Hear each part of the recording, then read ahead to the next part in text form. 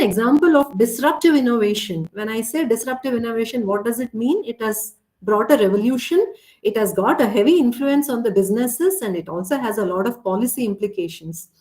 So it is quite essential to sensitize these new engineering students on sustainable aspects of the economy, business, and society. And I'm very sure some of you, after completing your BTech, will end up into management domains, into IIMs or any other business schools pursuing an MBA degree. And these topics become sensitizing to these topics becomes essential for you to go forward and understand what are the crucial issues facing the economic systems in the world. Now, I gave the title of gig and platform economies because they are highly related. And these platform economies, in the very introduction, I would like to say that they are called by different names. They are called as collaborative consumptions, gig economy, crowdsourced economies, and very popularly, they are called as sharing economies. And this is an area what I have been working for the last 4 years now.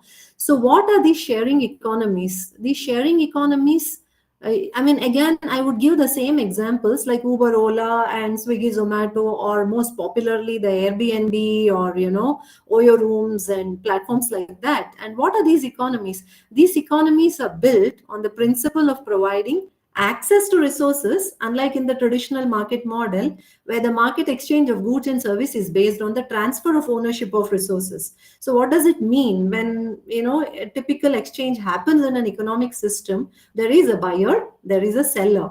So the buyer buys the product from the seller, and when the buyer buys the product from the seller, the buyer assumes the ownership of that particular. It could be vegetables, it could be fruits, it could be televisions, it could be computers. So we take the ownership in exchange for money, isn't it? So, but then this SE model, which came into existence for almost 2 decades now, it was built on a particular ideology that the world is producing too much. The universe is the world is producing too much, and the consumption is becoming sustainable. Sometimes we end up producing something that is actually not needed so much.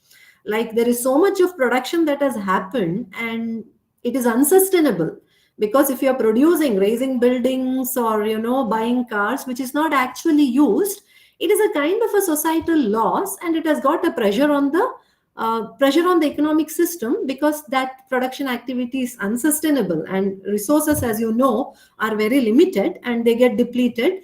So it is not a sustainable model. So thinking about these visionaries, they came up with the idea of sharing economies. So sharing economy is a concept where people end up using the resources and giving up. It is just like a rental model, but it is a little different than the rental model, because it is for a very short time use. It could be taking a drive in the car, or taking a room in someone else's house.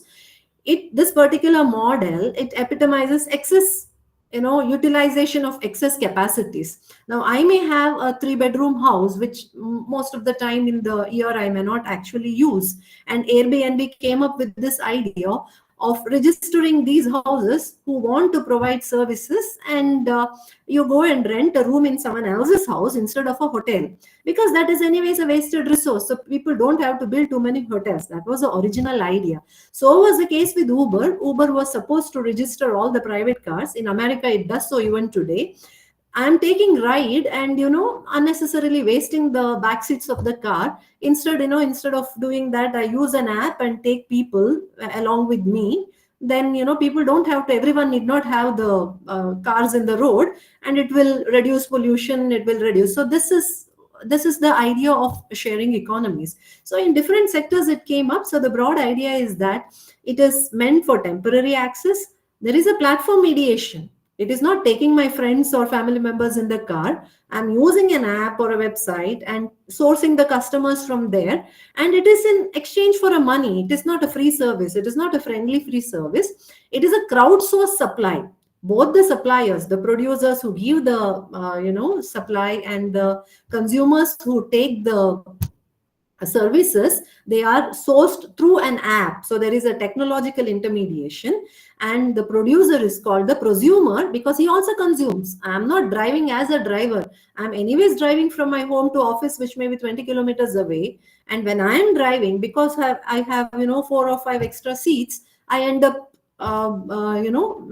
taking other people along with me for an exchange for money. So I gain, the consumers also gain, probably at a lesser price than the taxi. So this was the broad idea of sharing economies. But unfortunately, over the years, whether it is Airbnb or Uber, they became very, very commercial. So people started buying houses for renting in Airbnb because it became like any other hotel business. Similarly, Uber was registered only for commercial vehicles, and because of the cheaper price, it is much cheaper than hiring a private cab. So naturally it became people started, there was a heavy rush for consumers, and Uber also ended up penetrating into the market, whether it is Uber or Ola in India. So this is how the platform economies came into existence. So job of the platforms, the aggregator platform, is providing a technological intermediation and connecting the two sides of the market, the seller and the buyer.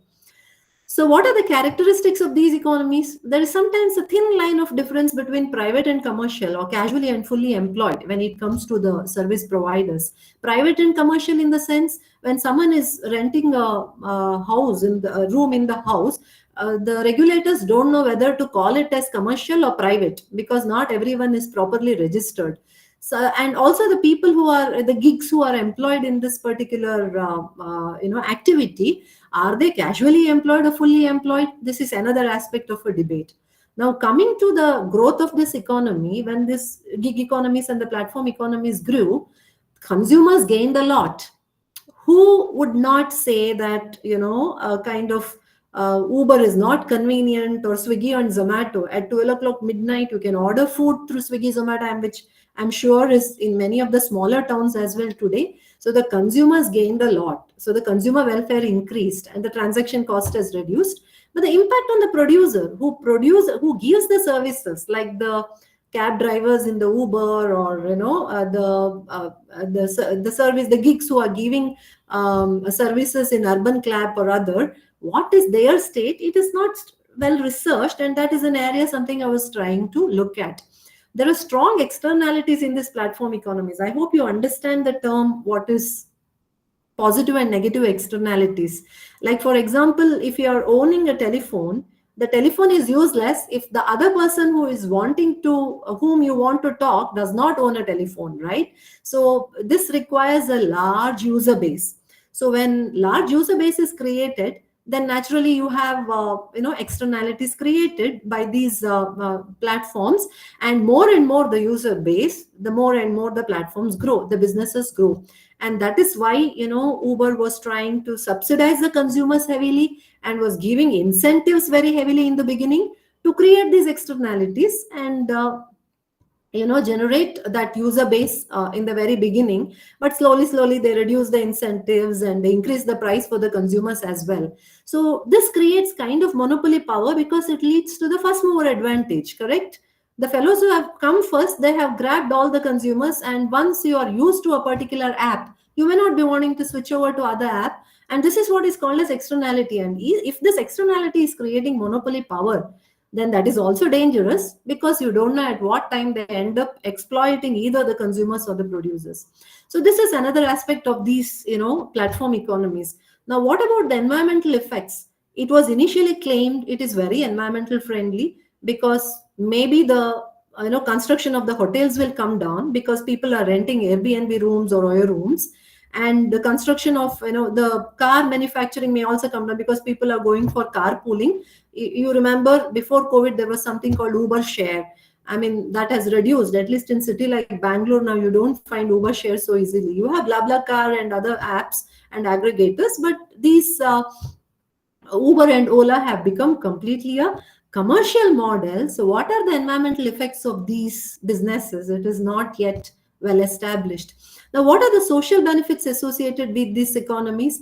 If the consumers are gaining, and if the producers are thoroughly, disturbed, and if their businesses are fluctuating and their income is not sufficiently enough, then it is again a kind of a concern for the policymakers, how to come up with regulatory licenses, how to come up with providing safety nets for these gigs who are working for these platforms. So this is another issue what the economists are trying to address. And there is also regulatory responses. Ma'am, Is I'm the peer review sorry. mechanism. You would, sorry? I'm sorry, ma'am, to interrupt. The thing is, whether you're sharing the screen, ma'am, only first screen is Yes, screen visible. is there. It's not Oh, I'm changing. moving. Can you see? Oh, okay, I'm moving. I'm in this screen. Was it visible? Uh, This one? Only the Choose the first window, ma'am. slide, Choose the window first instead of slide. the, or else choose the entire screen. That is better. Uh, I think you okay. are not chosen the PPT show window. You have chosen the PowerPoint window, not the PPT show window. The PPT share just I down couldn't, yeah, I below. was trying that. I had problem in sharing that. Uh, Better okay, share the entire screen, ma'am. It will solve the problem. okay, so I will log out. I will stop present and share again. Stop presenting. I will share Entire screen entire instead of screen, windows. right? Share the entire screen. It is not sharing actually. I'm trying to click on that. It is refusing to share. Wait, let me open it first. And no, it is not taking entire screen. Window it is taking. Just open the PPT, ma'am. Now come back to Meet and share your Huh. entire I have opened screen. the PPT. Open PPT is Come back. open. Come I've back come to back to Meet. Meet. Google Meet. Huh. Share. Share entire screen. Yeah, I'm using that. I'm seeing the entire screen option here and asking to share. It is not There you can taking. see multiple tabs, so you can just go with the tab which is open. Yeah.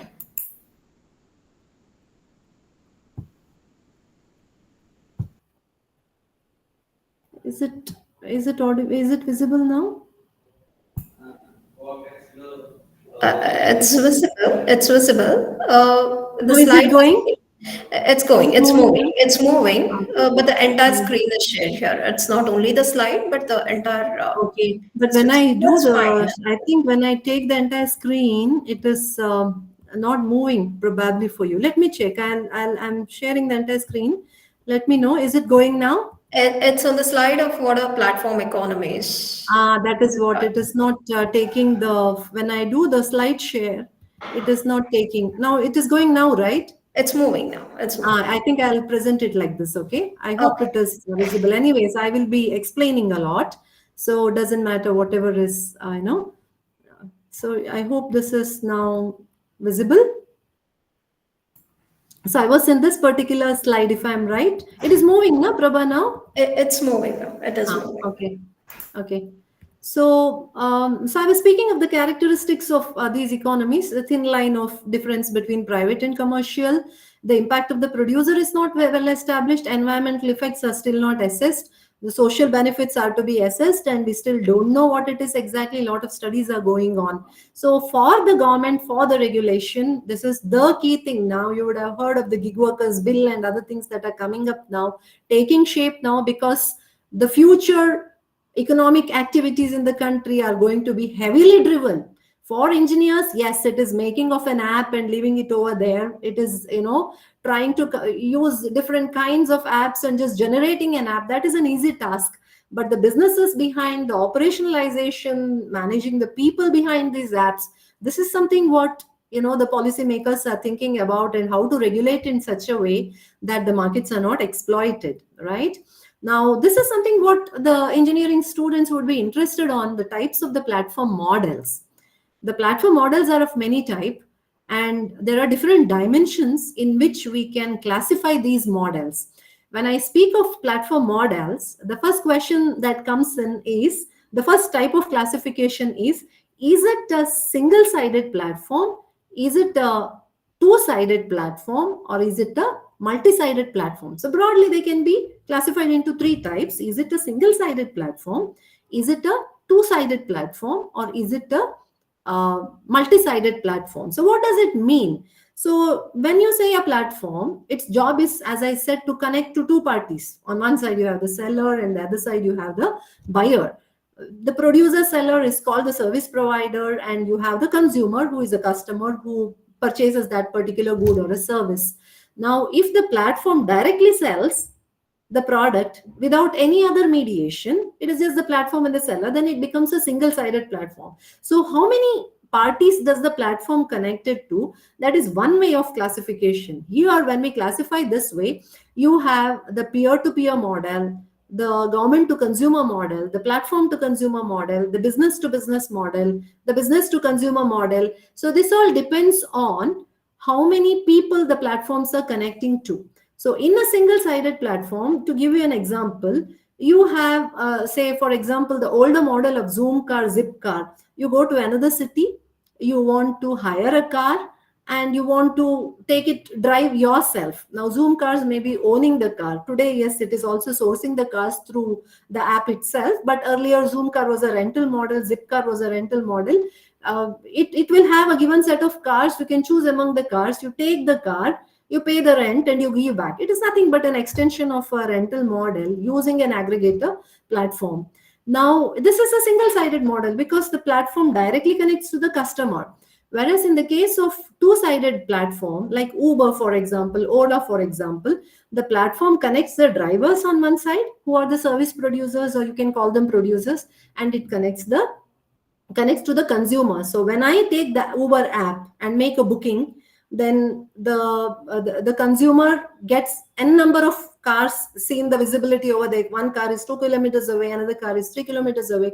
So there are multiple drivers who are also trying to see the customers, and Uber connects to the nearest drivers and says, I mean, you choose your particular. So both the suppliers and the consumers, they end up sourcing this particular activity using an aggregator app. So this is a two-sided platform. So it may be, so the platform may connect to the customer, the platform may connect to the businesses. Like in the case of WeWork, say workspace is given in Bangalore. If you can't afford a rental space, then you just go to WeWork space. I am a business and I'm calling my another business partner. We sit there and do our businesses by just paying per piece of that particular hour. And so this may be business to consumer or business to business model. Similarly, you have the in other. So where do the gigs come in here? In lot of these platform aggregation like Urban Clap or Swiggy or Zomato, the Swiggy or Zomato is a multi-sided platform because the platform connects to the restaurants, the restaurant connects to the delivery boys, and the delivery boys, they bring the food to the customer. So you have four players there. You have the platform like Swiggy or Zomato, you have the restaurants from where I'm choosing what food I want from which restaurant. Then there are delivery boys. They are very important. And these people are the gigs because they are also sourcing their jobs using the platform. So this is a multi-sided platforms. So these aggregators are typically private entities, right? It is a private party. And what is their profit, motive there? To make profits. So they have to fix the price for they give huge amount of discounts to the customers. They manage the customer base, and once their customer base grows very big and the platform and the businesses are stabilized, they probably will end up cutting the prices for the gigs and increasing the prices for the consumers. So this is what can happen if there is monopolization by these particular aggregator platforms. In some situations, the government also run the platforms. Like for example, if you go to Bangalore airport here, you will see the airport taxis in the first lane when you come to the arrival gate. And Uber and Ola are not allowed there because KSTDC has got its own airport taxis, and I can book a thing through through an app, KSTDC airport taxis. It is run by the state. But in most of the cases, when you look into the types of aggregator platforms today, they are run by the private businesses, and that is what is the concern, whether they are trying to make a whole lot of profit by exploiting these businesses, exploiting the gigs and that of the consumer. As of now, the things looks very rosy. But what is the future? How sustainable is this model? How societally sensitive are these? Is there a corporate social responsibility in these aggregator platforms? These are some of the questions what are addressed by the economists and the management people and the policymakers in the country. Now, gigs Gig is a very interesting concept. Once you complete your BTech, maybe you will all be employed. Campus placement happens and you end up getting a job. You're very, very happy. But then when you work for 10 years, 15 years, probably, especially for females, there is a struggle for the work life balance. And you may want to do a small, small contract job. Now, that is what I am doing. I have worked for 20, 25 years now in the industry, in different business schools and in the research organizations, and after doing my PhD. But at some point of time, you want to do something on your own and you may want to freelance, and you're taking the work. Say, today I'm delivering lecture for you, tomorrow I may be delivering lecture for someone else. It gives me a kind of flexibility. If I'm happy with in a non-stable income, then I may gig. Now, the term gig comes from the music industry. It is a historical term. When musicians went and gave concerts, they were giving concerts here and there. They are not employed by a particular music company. Whenever they get orders to deliver a concert, they go and deliver the concert over there, and they are paid only for that particular concert. So they are not employed by any music company. So gig has come from there.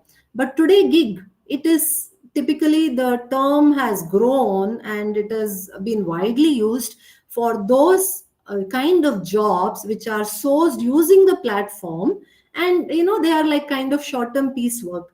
In the IT industry also, gigs are there, and you would see that you would have heard this concept of moonlighting. Moonlighting is this became when people started working from home during the time of the COVID. All these IT guys, they made a lot of money, because anyways you're not in the control of your employer, and you're sitting at home and working. If the time permits for you to finish your office job, why not earn more money? You have so many sites like Freelancer, Gig India, and number of Amazon Mechanical Turk. So many websites are there where small little contractual piece and skilled labor is wanted over there. You can develop a program, you can do transcribing, you can do report writing. So if you're sitting at home and earning extra money through this, your employer wouldn't know. Some companies allowed for moonlighting. Some companies said, no, no, you better come back to office. We don't know what we are doing. So there is a whole lot issue in this gigging. But if you are not employed anywhere, but your livelihood is completely dependent on gigs, then there are a lot of policy issues over here as to how the platforms have to deal, how the government has to deal, and how the gigs have to deal on this particular idea of giving the piecework. So there, especially when it comes to the lower income sections of the society, there are a lot of societal concerns, and there are a lot of livelihood issues of those people who are gigs, who are dependent on these aggregate platforms for their livelihood. Now, who are gig workers? Now, to go with the definition of ILO and some of the studies and the Cambridge Dictionary, the gig workers are those who participate in income earning activities outside the traditional long-term employer-employee relation. Now, the gig economy can be seen as a part of the wider category of non-standard employment. Now, when I'm saying, traditional employer-employee relationship, what does it mean? This is a typical, getting into an employment contract with an employee. I join a job at the university. I am signing a contract. It's a 10-page contract, probably with all the terms and conditions. Once I become an employee of a particular employer of an organization, I have to abide by the rules and regulations of that, failing to which I can be fired. My salary is defined. So if the employer does not pay the salary, you can go to the court and fight once you are an employee. So there are a lot of legal backups for you to protect your employee status, but at the same time, your time has to be regulated. Working hours are regulated.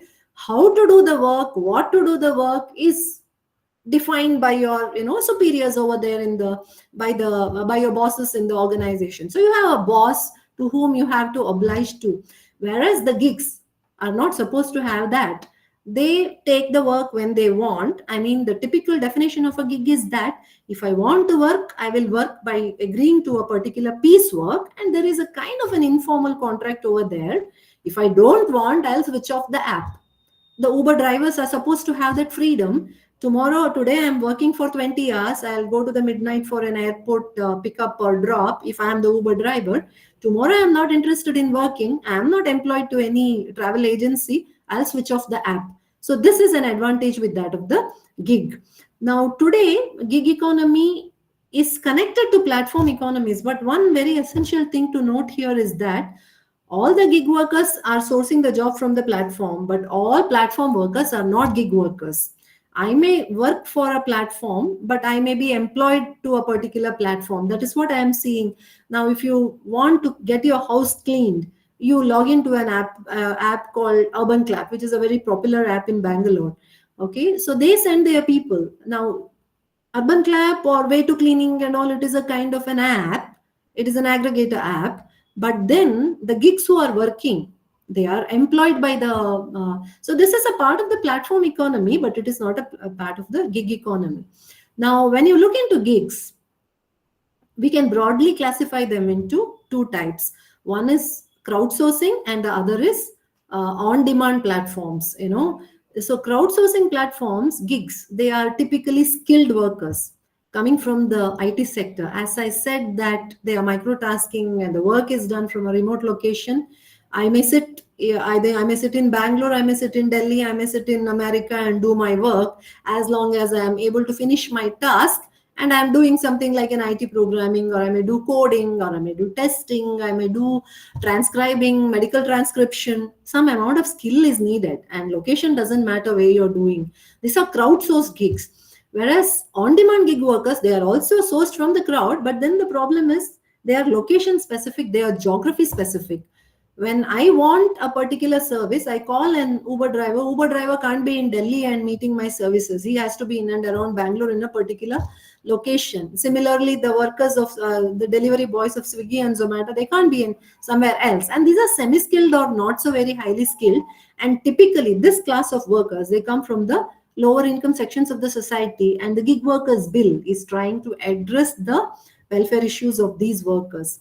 Now, although the above categories of gig workers can be placed together because they largely source their jobs using digital platforms, they may differ in their nature of contracts and functioning. Now, how big is the size of this gig workforce? As I said, this will be the future. And in America, it seems every third or fourth employment that is generated is coming from the gig. So almost 36%. This is a little bit of an older 2021 information from the Boston Consulting Group that I'm having. 36% of the total workforce. Workforce is the one where people are doing the job in the total population. So 36% of the workforce today is, a McKinsey report says, in the US is constituted by the gigs. People are very happy. They are getting what they want. They're sitting at home and doing. And the Westerners, right? They have the habit of traveling in between. They are not so very worried of what is going to happen after 1 month. I want to earn today, I want to travel tomorrow. Many people like this flexible contingent work arrangement. Whereas in India also, this is growing in many sectors. You are seeing them in transportation. You're seeing them in hospitality sector. You are seeing them in even in delivery sector, obviously, which is very big. Whether it is Amazon or Flipkart or Swiggy or Zomato or any of these parcel deliveries and other things, today is constituted by it is driven by the gig workforce. Today it is something like it is expected to expand to 2.35 crores, 23.5 million workers by 2930 is the report on gig workers by Niti Aayog. Niti Aayog, you must be knowing, it is a replacement of the Planning Commission, very influential public policy making body in the country. So they generate a lot of report relating to the economic aspects of the Indian economy, and they have produced a very recent lengthy report on the gig work, and they are saying that even in India it is going to have a very sharp growth. Lot of jobs are generated by the gigs, will be done by the gigs. So the survey reveals that as of now, the more than 50% of the gig jobs are driven by demand for low wage, low skill work, and only 30% of the jobs are coming from the specialized skill. So in India, it is yet to penetrate heavily into the IT sector or construction sector or consulting sector. Whereas in all this semi-skilled and lower skilled workers, they have made a mark, right? So what is the problem with this gig jobs? Now, if that is the future, then government has to think of some kind of proper regulatory mechanism so that the gigs are not exploited by the platforms also. So what is a kind of an ambiguity here? So there exists some sort of a contract that governs the relationship between the producer and the aggregator. There is a simple user agreement and not an employment contract. uh, the contract which the Uber driver signs with the Uber is just a simple 2 3 page contract, and that contract is not really backed up by sufficient legal laws. An employee, if there is a conflict with an employer, can go to the court, but for a gig workers it's really difficult because there is no trade union there as of now. That is one thing. Second thing, Uber does not show its face. They don't have an office, right? They have one office which is helping them for any kind of an app related problem, payment related problem, small little. But Uber is sitting in, where it is sitting in San Francisco or somewhere in America. So Uber people are not, easily accessible to these drivers. So if there is a breach of contract, where to go, they don't know. So the ambiguity in the nature of the contract has given rise to conflicts between the platform and the workers, which provoke the debates among the academics and the policymakers. Now, what are the earlier studies saying? There are two sets of opinion. One set of opinion says that there is freedom, flexibility, higher earning, and micro entrepreneurship in the networks that they have created to the worker contractors. It is all rosy picture. Gig is very nice. They don't have a boss. They are very happy with their kind of work. Earnings are higher than what it used to be earlier. But others have criticized these economies for the control exerted by the platforms on the workers, generating uncertainty, conformity, and submissiveness. So this rosy thing is not true. So what is the true situation? We are studying to figure out what is happening with the gig workers in the different sector, and my study is based on that of late in the last 3 4 years. So is this a new precariat? Precariat means what? Now suppose I am gigging, okay. I have worked for 20 years and I have saved some income from, income has been saved for my future requirement. So if I'm doing, kind of consulting work now, gigging and kind of freelancing, today I may get a project of my liking, tomorrow I may not get. So the income is not like when I'm employed. If I'm employed by 31st or 1st of the month, I'm kind of assured of a pay slip and I'm assured of a bank balance to be flowing. There is a money flow in my bank account. That may not happen with the gigs. Now for IT people, probably people doing gigging after 50 years or 55 years, it's not a problem because they have earned, they have saved enough. But what about the Uber drivers and Swiggy, Zomato delivery workers? So the question is raised, is this job precarious for them? Are they left to fend for themselves? Are these aggregators like Uber or Ola and Swiggy and Zomato trying to exploit these workers for making their own profits and their own, kind of for their profit and enhancing their businesses? This is a bigger question for policy making because regulators have to regulate accordingly. If there is a market, is fine, but if there is a market failure, then regulators have to have a look at it. I just want to check with Prabha, for how long I can continue. I have around say 43 slides. I will do it accordingly. I can continue till 12, right? Yes, ma'am. Yes, ma'am. You can go ahead till 12. That's Okay, okay. So I will, because I may want to leave the last 5 10 minutes for discussion. So I will present the most important aspects of this. So there are different theories in economics, like in other, engineering or physical sciences. We have theories that explains why a particular phenomenon is occurring. So one set of theory asked, is this a new form of capitalism? Now, to sensitize engineers with the different forms of economic system, you would have heard of capitalistic types of economies like America or most of the European countries, highly capitalistic. I'll tell you about the types of this economic system. And you have communist governments like in, say, for example, China is the best example, like in Cuba, for example. You have mixed economies like in country like India, somewhat socialistic economies in some other countries. But these economies, to tell you about the characteristics of these economies, because I have to tell about, if I'm questioning whether the gig economy or the platform economies are new forms of capitalism, then what is capitalism? Capitalism is a means of production. It's an economic activity wherein the production activities carried by the private organization, and they are driven by completely by market forces.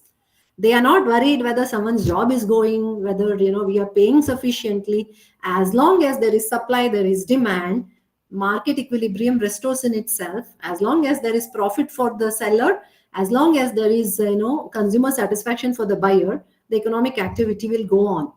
Now there are theories.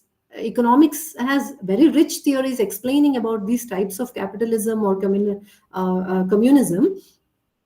It says that capitalism is kind of exploitative because the playing field is not very even. Not everyone has equal opportunity, right? A poor laborer, his parents are poor, his grandparents were poor, he did not get a chance to go to college or go to IITs or NITs or colleges that we have gone to, do PhDs and things like that. So naturally, they don't have that level playing field. So if the capital exploits the labor, then it is a problem, isn't it? We are fine, we are earning, markets are operating, but there is a market failure there. They are exploitative capitalism. So American capitalism is one form of capitalism known as liberal market economies. Whereas in the case of communist government, the production activity is taken care by the government. Say in China, that is why the prime minister or the government which is running the Chinese government has a very heavy what do you say, control over the business activities. Now they are liberalizing for external economies, but then within the country the government is very authoritarian. People don't have freedom to do whatever they want in country like China. So capitalism is not like that. If you walk into America, you are a free bird. If you walk into England, you are a free bird. But then at the same time, if they are exploiting some sections of the society, then it becomes an exploitative capitalism. So the question is raised that there is something called a labor process theory, that when capitalism operates very powerfully, government's role is very minimal. So the capital exploits the labor. So the question is raised whether the gig workers is also, you would have heard of slavery in America. You would have heard of how big companies like Walmart has taken away all the small little businesses in America. Over a period of time, all the mom and pop stores in America were shut down. Like, for example, in India, when Uber and Ola came up, all the small little travel agencies have vanished. It may be operating in smaller cities, but not in big cities like in the metropolitan cities in India, like Delhi or Bangalore or Madras or in Chennai or in Bombay, right? So these are all metropole cities. These aggregators have taken the complete control over the market. So a question is raised. I mean, so then if that happens, then the government has to regulate. If the government has to regulate, then naturally the government regulation has to stop this monopolization. It has to allow a kind of a level playing field. It has to allow players in the economic system to operate equally. The government is not regulating. It is one fine day we read in the newspaper that Uber has violated the license requirement, so the services of the Uber is stopped. But next day they are again seen in the market. I mean, they are seen in the roads. What has happened to all the cases against Uber, litigations that are filed? Uber is a very powerful. It has a lobbying power to the government as well, right? So they can do anything because of its money power that it has obtained over a period of time. So what these platforms are saying, we are a different kind of capitalism. We are not exploitative capitalism, and we don't need state regulation because these peer review systems and others can take care of itself, and they are they will be sufficient for efficiency, economic efficiency to come in. But is this actually true? Is something what empirical studies are going on to test whether it is actually an alternative form of capitalism, and it is good enough to the self-regulatory mechanisms are good enough to smoothen the economic system over there. There is another theory called technological amplification theory, which says that whether it is capitalism or socialism, it comes with its own pluses and minuses. Free market economies has its own benefits. At the same time, it has got its own a dark side of it.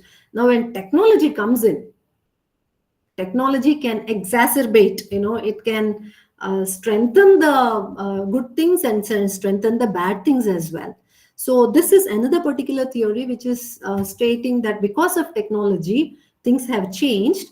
Like for example, when we were earlier in our workplaces, when I started working, we used to sign in the register. It had some flexibility for the workers. Sometimes you may want to do some work-life balance. So when something happened, you could go and talk to your boss and tell about this. Okay, tomorrow I am coming a little late, or evening I'm leaving a little early from my workplace. But the day biometric came, the HR would simply go with the biometric, isn't it? Yeah, one way it is good, it is bringing efficiency. But in the other way, you may be 1 minute late to the office, and this would have taken your half day leave or your half day salary or whatever, depending on how the technology is treated. So it has got both the good and bad side of it. So is the case with all this aggregator platforms. They are driven by technology. You don't see a boss over there, so you don't know when a grievance is stuck where to go actually, and whom to approach, and how it is to be dealt. And that is something what the regulators are trying to address. The other very crucial issue when it comes to the gig worker, if the governments have to regulate and come up with some kind of provisions for these workers, they have to first classify the workers in all this labor codes. The Ministry of Employment and Labor, it has got 4 labor codes today. A lot of labor laws are consumed, and you would have heard of code on industrial relation, code on social security, code on wages. These new codes are shaping up. Modi government has been very instrumental in subsuming all the earlier codes, and a lot of labor reforms are happening.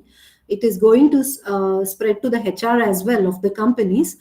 So how many hours of work? On one side, Narayan Murthy is saying you should work for beyond 9 hours a day, 12 hours a day, but employees are worried about it. So the labor codes are saying something about the number of hours of work and how much to be paid, what kind of leaves, what kind of benefits, what kind of insurances. All this comes only when there is an employer-employee relation.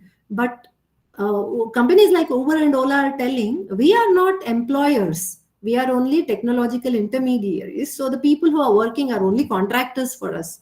They are not our employees. So we don't have to give them, minimum wage guarantee. We don't have to give them leaves. We don't have to, leave is up to them anyways. We don't have to give them health insurances. We don't have to give them provident funds. We don't have to give them bonuses. We don't have to secure them in the case of life insurance or whatever. It is up to us what we want to do with the workers, because they are independent contractors. But when they are independent contractors, they should also have the freedom to set their prices. They should have the freedom to refuse any kind of gig at any point of time. They should have the freedom as to what kind of gig to take. Especially the price setting, there should be complete transparency. Many aggregator platforms don't do this. The price, when I'm booking an Uber, whether it is a premier Uber or a Uber Go or Uber Share or whatever, the price is set by Uber. The price is not set by the drivers who are driving. In BlaBlaCar and in Quick Ride, yes, you can set the price. In some aggregators, yes, it is a peer-to-peer market. They allow for, there is some amount of freedom for the gigs to set up their prices and have larger control over their economic activity. But in many cases, the aggregator platforms are terribly controlling. They are controlling a lot of the workers. Then how can you call them as independent contractors? Let them treat them as employees and give all the kinds of benefits like insurance and PF and other things. So this is the debate going on. How to classify them? Should they be independent contractors, or should they be employees? And that is something, is a legal aspect. Law students, legal professionals are studying on this, and what is the labor code saying is completely a matter of law and economics, and they are trying to figure out whether these people should be treated as independent contractors, or they should be treated as dependent contractors, or they should be treated as employees. So there are a lot of tests that were used, and some of the tests are like, they see, like, suppose I'm an employed in an organization, then my activities are controlled. Correct? As I told you, employer employee relation is one where there is control on my behavior. When I say behavior, it is not just my normal behavior, but the way I'm instructed to work, the training to me, assistance to me, whether they are giving me the space to work, tools and equipments, written reports, payment, providing my, appraisals and things like that. That is called as behavior control. Finance control, yes. Who makes the monetary investment? I mean, is it done by the worker to that particular business, or is it who realizes the profit and loss of the? Is the profit and loss shared by which has got a control by the worker as well? Similarly, there is what is a kind of relationship between the parties? Is it a short-term relation? Is it a long-term relation? Typically, in an employment contract, you may get a contract at least for a 5-year term if you are a full-time employee. Correct? So it's a little relatively, and sometimes people continue working for the organization lifetime, isn't it? You start a work in a particular organization and you retire from there. So this is an employer-employee relation, and most of these tests in America, they were using common law test, economic reality test, ABC test, or IRS test. This is a matter of law, so I don't. I have worked on this, but I will not, given the paucity of time, I'm not going to get into the details. But I'll show you what factors go in. Who gives the instruction? Who gives the training? Who gives the assistant? Who furnishes the tools and materials? Whether they are giving the oral or written reports, are they making the payment per assignment or monthly payment? Are you working on the employer's premises? Is there a set hour of work? Are they working for full time or part time? Working for more than one employer at a time? Do they have annual leave or benefits? Similarly, is there a investment made by the employee for that particular business? Who realizes the profit and loss? And are the services rendered personally? So all these factors are considered when a case goes to a court. And so Uber driver goes and complains against the Uber, and this is how you file a case. It may be a public interest litigation, or it may be by two parties, the party which files the litigation in the court of law. When such, I mean, there were a lot of cases. Uber has been sued by many driver unions and by drivers. Similarly, in India, some of these app-based federation workers, there is a union. They have complained that the services given by Uber is exploitative, and the drivers are giving services, but they are not getting earnings as expected. They are controlled sufficiently. They should be given all kinds of benefits. So these cases go to the law court, and the judiciary system sometimes is biased. Depends on the lobbying power. Depends on the money that they are. Depends on corruption. But still, even in law, there are certain factors to consider for the judgment, and the jury has to produce a report. When they arrive at a verdict, there is a long report produced, and they justify whether they should be treated as employees or independent contractors. Now, this particular thing in India is not made so much of noise because these workers are all coming from the unorganized sectors. There is no strong union among them, so they are not able to fight for their rights. Right? So I am not getting into the details of the cases and litigations again. There are quite a few in India, abroad also.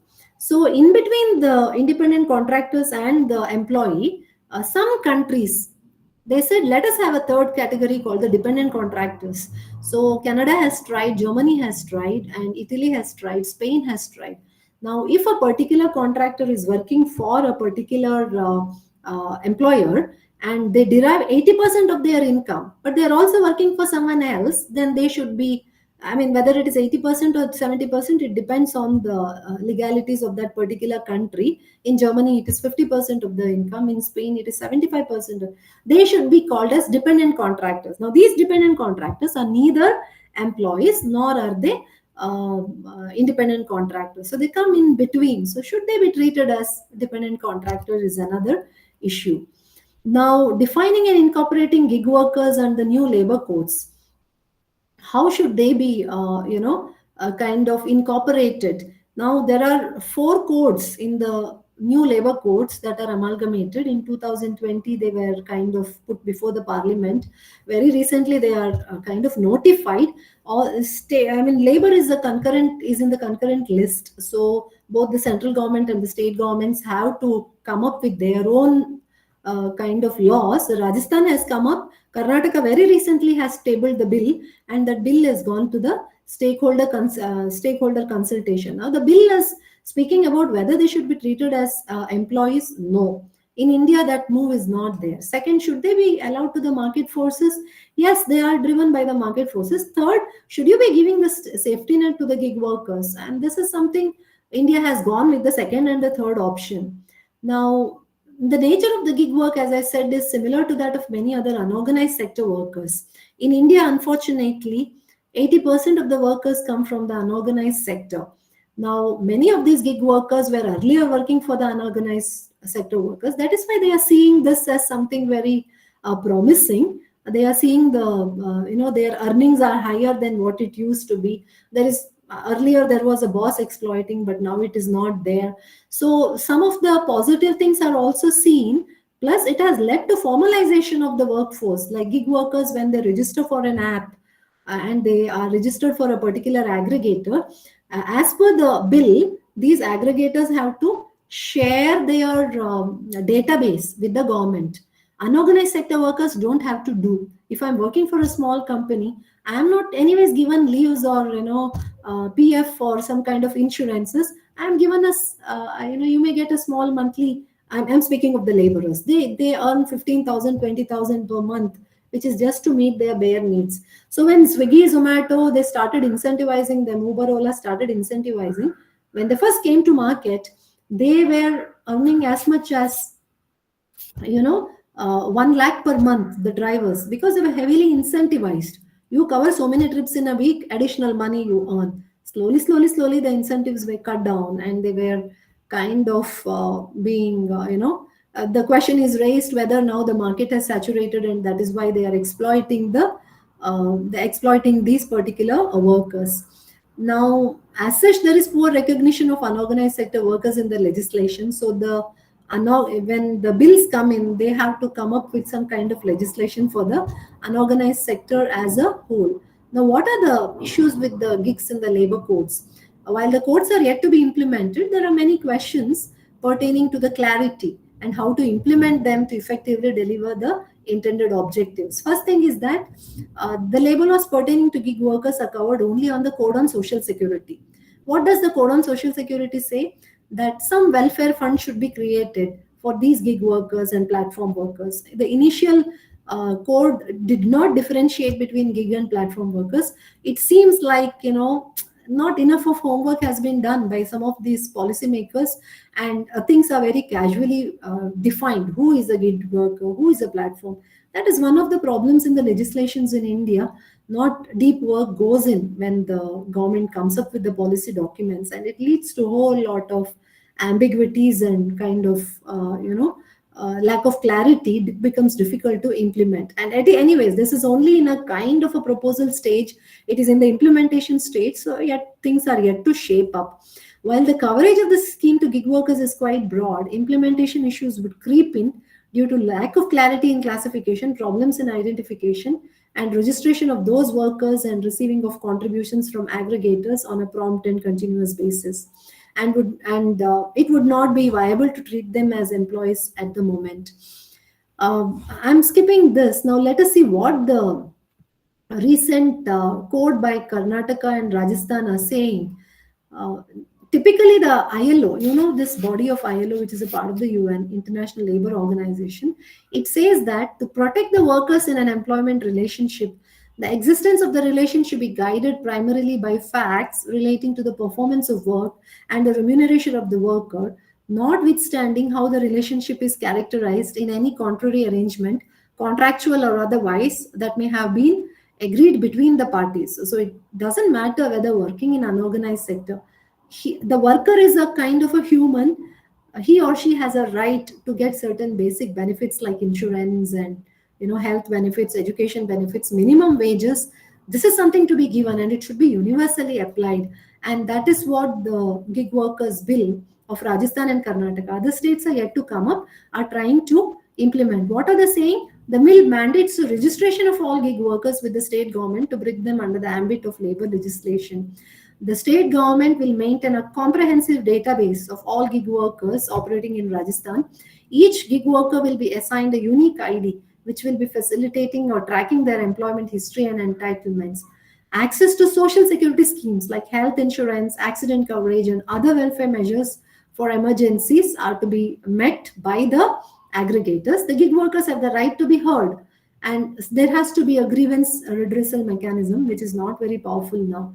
Establishment of platform-based gig workers welfare board comprising state officials, representation from the gig workers and aggregators from the civil societies are to be formed. Similarly, the Karnataka gig workers bill also said the same thing. It is slightly improved over the other bill because it differentiates between the platform worker and the gig worker.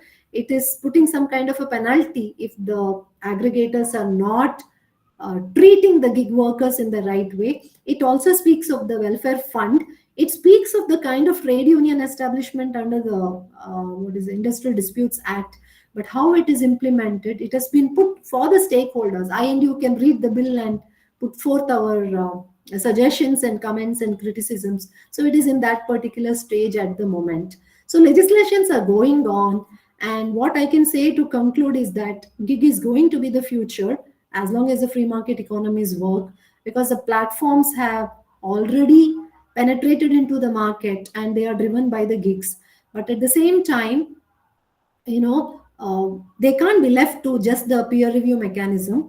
There has to be regulations, and there has to be regulations, and the government has to come and do something to protect the welfare of these particular growing labor force in the country, especially in India. Okay, so I will stop there. I'll stop the presentation here, and if there are any questions, I can take. Otherwise, I'll leave it to Prabha now. Yeah. Thank you, ma'am. Thank you for such a wonderful presentation as well as detailed on gig and platform economies. I hope there will be surely the questions from the audience here. Any questions can be asked.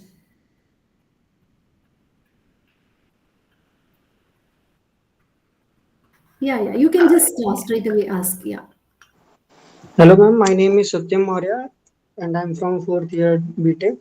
Ma'am, Okay. actually, my concern is that you have explained about the gig economies that is going to be the future. But here we see the kind of exploitation that is too much, and as we see the philosophy of Mahatma Gandhi in our country, basically, he believes in the having the capitalism in the sense of the Mm, social responsibility that should be like correct. that. Mm, But in this current scenario, everyone is focusing, everyone, the big corporates are focusing on the having so much of the profits and without investing that much on the labors and on their futures also. Like they are abrogating from the having long term of contracts and they are not giving I them. got your Uh, question. Yeah. yeah. Yeah. So you want to put it in a brief manner? What actually is it? I understood what you're trying to say, but any specific question? No, this was only. Yeah, I got it. So it is very interesting to get such questions from engineering students. It is a matter of ideology. Economic activities of the countries are driven by the ideologies of the governments, and that is why when the election takes place, you have heard of the left and the right parties, right? In England, also just now recently, UK, the election happened. Yes, Labour ma'am. Party has come back to power. Throwing away the conservatives. Labor is always concerned about the common man, and in inflation was rising in UK. So every country has its own ideology. Now in India, yes, Gandhian philosophy was very different. He believed in production by the masses than the mass production, right? Yes, ma'am. Production is driven by the corporates. The corporates always want to grow, but production by the masses means he says we don't have to produce so much. It is good enough if, but let everyone has a chance to produce, because that is livelihood. If you don't produce, how do you buy? We are not in a barter economy. We are today in a exchange economy, which has to be exchanged for money. Suppose my skills are not good enough in the market to earn my livelihood, then it becomes a question of what do I do for my living. Big companies have taken away, mechanization is very heavy, uh, and this is going to happen even to engineers, right? When the AI is going to come, it's going to there is going to be wholly a redefinition of what the markets are, labor markets are. So that is an ideology driven question, I agree. And when India also has moved towards a capitalistic form of government now, unlike what it was when we got independence, we were more inclined to socialism, but we saw that it also is leading to a lot of corruption and slowness. So economies of the world, if you look into most of the developed countries of the world, they are developed because they are grown heavily because of the capitalistic structures. So India also had to do that ever since 1991. And naturally, when the free market is operating, state has limited role, but state has a role. All the state can do is to regulate and see that it is an egalitarian society, and it's free market, but at the same time markets are not exploited by the private parties. And that is why you have organizations like the Competition Commission of India, which is not allowing for abuse of the monopoly power. You have state regulations pertaining to labor, you have state regulations pertaining to monopoly, you have state regulations on licensing, who can do how much of economic activity. In some cases, you have state regulations on what can be imported, what can be exported from the country, right? So it is a regulatory capitalism in India, and fortunately, there is some scope for, but it also depends on uh, how effective is the governance of the economy to establish an egalitarian society. Because if the governments are corrupt, then big companies are part of the government, right? They also do the election funding, probably. That holds good in every part of the world, and India is not an exception. You will see Ambanis, and you will see the Ambanis taking over much of, you will see the Adanis, Ambanis, the Tatas, and the Birlas. I mean, they have taken the economic activities of the country. So that is a part of the free market economy, and you can't help it. That is what is the sad part. But at the same time, there is a trickle down theory which says that what do rich people do with their money? Finally, they have to employ. And economic activity in a free market economy is driven by private incentive. So if I have an opportunity to earn, and if I'm seeing that there is more money in a particular sector, I will give my time, because I am driven by my individual motives and incentives. So there is a trickle down. So this is an ideological debate. It keeps going. So Uber is on one side, yeah, it is seen that to some extent it is exploited, but at the same time there is overall like an economic welfare, because consumers have benefited, and the producers they are not sure. Some gigs say that they are happy. In the survey that I conducted in the among the Uber Ola drivers and the delivery, some gigs say they are earning much heavily than what they were earning before. They are happy about this flexible arrangement, because they can take it or leave it. They can work more on one day. Second day, they will go back to their hometowns and enjoy. If they are nearby Bangalore, they go to Mysore, they go to Mandya. It is up to their freedom. They also do other jobs. Some of the geeks who are Uber drivers are taking it as side business, working only on Saturdays and Sundays and not on other days. So there is a freedom and flexibility, which is also a fact.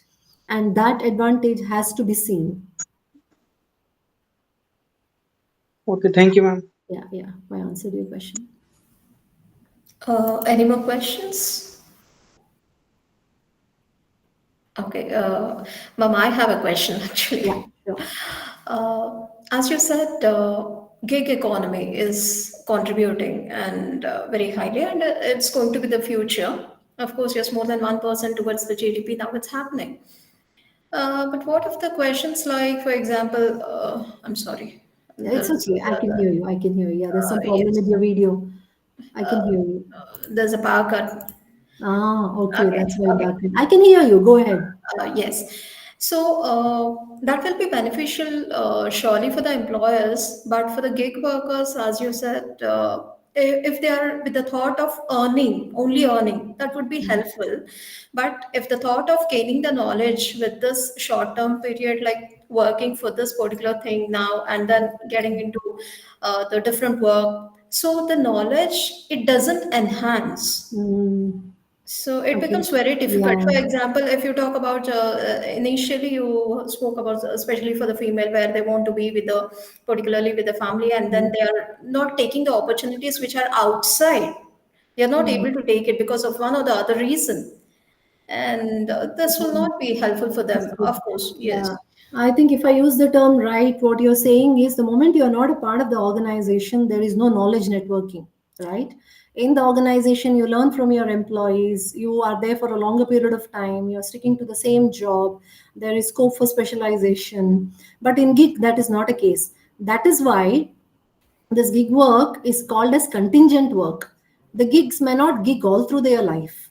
Okay. Now, for example, I have taken a break from my career, but I may want to resume after a year or so.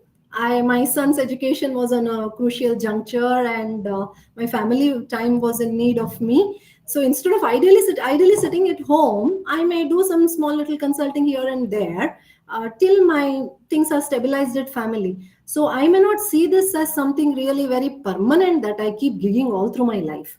One thing is that. Second thing, it depends on gig in which sector, right? In sectors like delivery, in sectors like driving, there is not enough requirement of building skills, right? I mean, a driving skill is a basic skill. Similarly, a delivery skill, the guy only has to be a 10th pass. He has to know how to read and write, attend on the calls and see his app and do his work. So much of skill is not needed. So for semi-skilled and lower skilled workers, this is suitable because for them, they don't have to worry about that kind of skill building. Whereas gigs in the IT sector and gigs in the consulting sector, where it is skilled, you say doctors, nurses, they are also gigging, it seems, in Western countries. Even in hospitals like NHS in UK, I recently was there and I was learning about it. Nurses and doctors are also taken on gig. Now, this they may be because it is a huge crowdsourced, no? There are millions of suppliers, millions of buyers. Some people may be logging in at some time. Some people may be logging today, who is a gig, tomorrow he may not be a gig, right? So this depends on the scale of the market. And that is why, that is the only reason, that is also the very powerful reason why these aggregators, they don't survive in small village or a small town. Do you see if you go to Gulbarga, your hometown, in a village, do you see an Uber successfully operating there? You will not find them there. You may find the nearby town or city, but they may come from a city to there. But they don't operate there the way they operate in Bangalore or Delhi or Chennai or Mumbai, right? So there is a scale of operation. The skill sets, basically, it depends on what is the nature of the skill required for that particular business and what is the kind of job that they are doing. So the gigs differ across the sectors thoroughly. And that is why the legislations also have to kind of classify the gig workers